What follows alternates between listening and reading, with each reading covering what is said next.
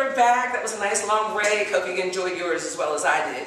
So I just want to thank Casa Marina for allowing me to video here once again in this beautiful historical building.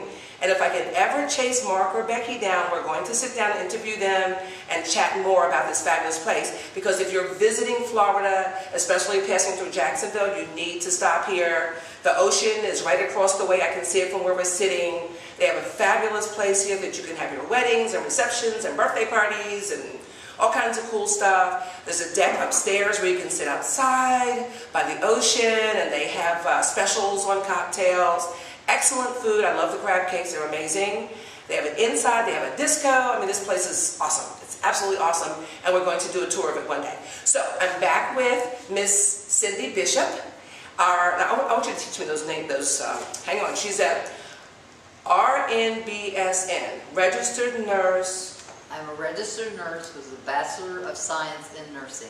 Bachelor of Science in Nursing, and that's here in Jacksonville. Okay, so and just to put a plug in for Casa Marina, this is one of the most romantic places in Jacksonville Beach, and the rooms here are fabulous. So you must at least come and do sundown.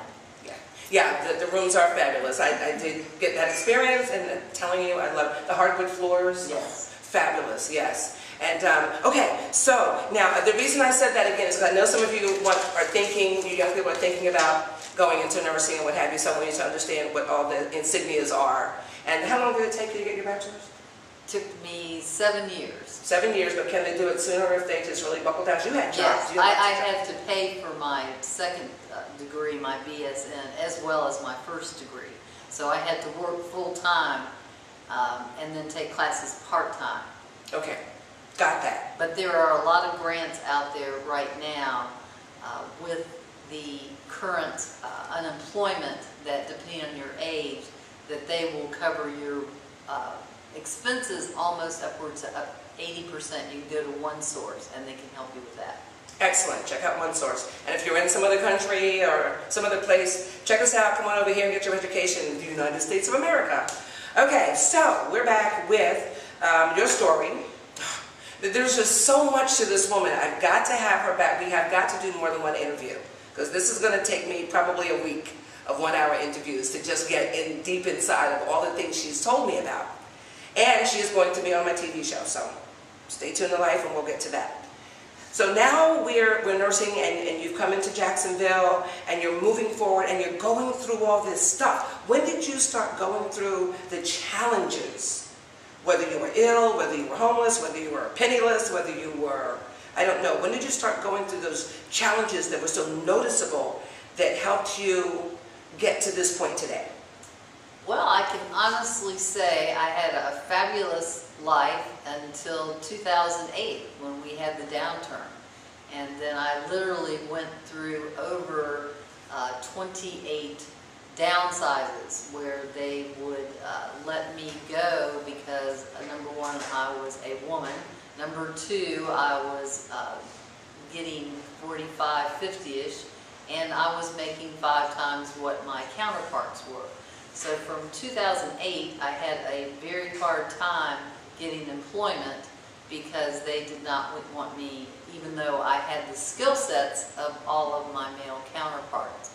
So I have been with 49 companies as of last year, October. Wow, that's a lot of companies. And I actually currently am working straight commission for 7 companies, and in addition, I have my own business as a medical care advocate that I invented that's private pay. So you have to look out of the box and not necessarily just look at career builders, monsters. You've got to think, what does God want me to do? And that's what I did. Gifts. That brings me to a good point concerning Scripture, because we are given gifts and we're supposed to use those gifts. So, hey, couch potato, I'm talking to you.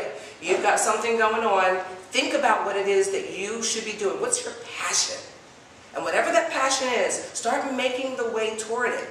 And as we're speaking now, there are obstacles, but those obstacles will help you build character that will help you later on.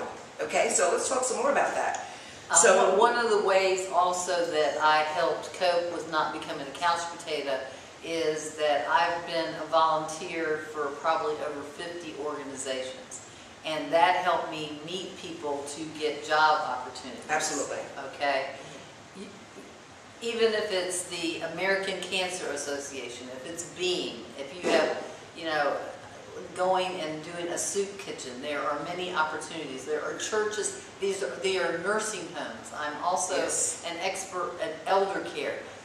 Half of these assisted living and nursing home would love somebody to come in.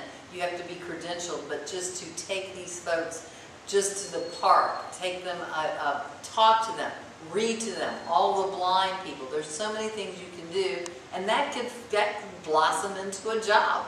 This is true. This is true. But and it's rewarding. Yes, very rewarding. I just started doing that with Never Quit. My Never Quit necklace. Love Never Quit. I was riding my bicycle, and I had no clue what Never Quit was, and I started talking with the people who were setting up. I took my bicycle home and came back and just jumped on board, and I met so many people, and it was so rewarding. And that was a day when I wish I should have been standing out there going, "Do you have $1?" But guess what? It was so rewarding. It was worth every moment. And then we had the silent surfers yesterday and the wounded warriors. So these are my first opportunities that I've taken to volunteer. And what she's saying is absolutely correct. You may think, and I thought this for a long time, well, if I go volunteer, I could be using that time to make some money or do something different. I wasn't looking at the whole aspect of meeting people, networking, and blossoming. So while you were going through your challenges, you began to volunteer, meet people, and can you mention someone essential or a moment that you remember right now that was so essential when you first got into volunteering? And you said, who am I going to meet? How is this going to work? Let's see. One of the main ones is as I'm involved with the Atlantic Beach Vintage Motorcycle Club.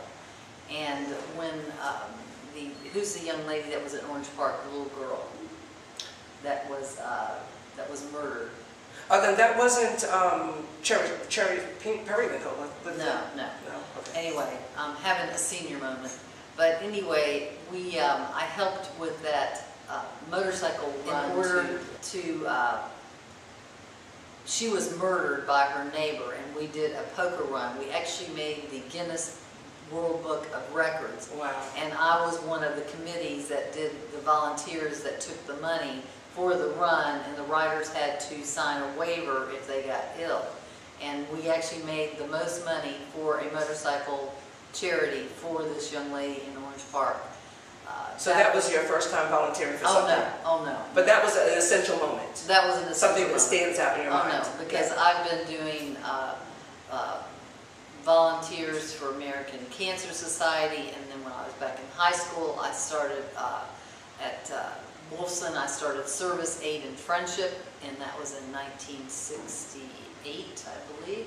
And our whole goal was that we did services for the community, and we did the zoo, and we did all kinds of things that we volunteered, and that was the sole philosophy and our vision statement for our organization. Okay, and to interject, this was just coming to my mind when you were saying all that, and I was picturing so many young people right now just thinking, I could get off this couch, I could get off my texting cell phone and go do something. And it won't take you long. Just find out what's going on in your community, find out what's coming up, and just jump on board. Go down there and say, hey, I want to volunteer. I want to help someone learn how to surf. I want to help someone learn how to, I don't know, whatever they need done. Just go do it and enjoy yourself. And you might be surprised how many of your friends that you see there doing the same thing. And now with that going on, and you're volunteering, but you're going through challenges. We're going to talk again. But right now, I'd love you to just look out there and tell some person that's going through something, one of the things that you went through that they could be going through today, especially in this day and time. Whether it's being without employment, whether it's having the challenge of finding a babysitter, whether it's the challenge of not having a place to sleep at night. What is the one big thing as we finish this show today that you have to say that will encourage someone from an incident that you had in your life? I will say that, number one, never give up. Always rely on God that you will get out of the situation. The number one thing I want to say is that I am a woman over 50, and I am an old cougar, by the way. She's fabulous.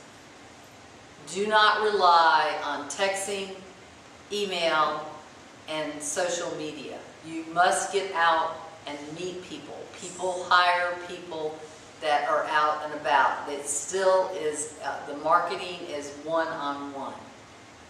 Do not, under any circumstances, rely on your relatives or your friends, because it's like fish.